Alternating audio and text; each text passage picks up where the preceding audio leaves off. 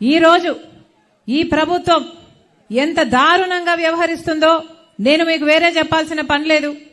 అన్నిటికంటే ఘోరం ఏమిటంటే దళితుల మీద జరుగుతున్న దాడులు. ఇక్కడ నా దగ్గర ఒక లిస్ట్ ఇచ్చాడు అన్న. దీంట్లో 60 పేర్లున్నాయి. 60 మంది దళితుల మీద అఫీషియల్ గా జరిగిన దాడులంట ఇవి. హోంమంత్రి దళితురాలు, ఇక్కడ హోంమంత్రి అయ్యుండి, ఇక్కడ మినిస్టర్ అయ్యుండి, ఈ ఎమ్మెల్యే ఒక హోం మంత్రి అయ్యుండి కూడా, దళితురాలు అయ్యుండి కూడా దళితులనే కాపాడుకోలేకపోతే ఇక వీళ్ళకు పదవులు ఎందుకు? వీళ్ళకి ఎందుకు ఓట్లు వేయాలి? కనీసం దళితులకు కూడా రక్షణ కల్పించకపోతే ఇక మిగతా ప్రజలకు మీరు ఏమి రక్షణ కల్పిస్తారు?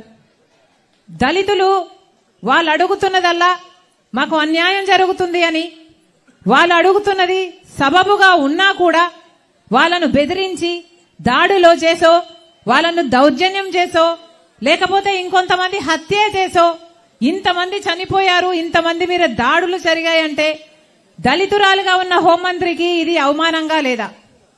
మరి హోంమంత్రిగా ఎందుకున్నట్టు మీరు దళితురాలుగా ఉండి హోంమంత్రిగా ఉండి ఏమి చేయలేకపోతున్నారంటే మీకు ఆ పదవి ఎందుకు? రాజీనామా చేయండి.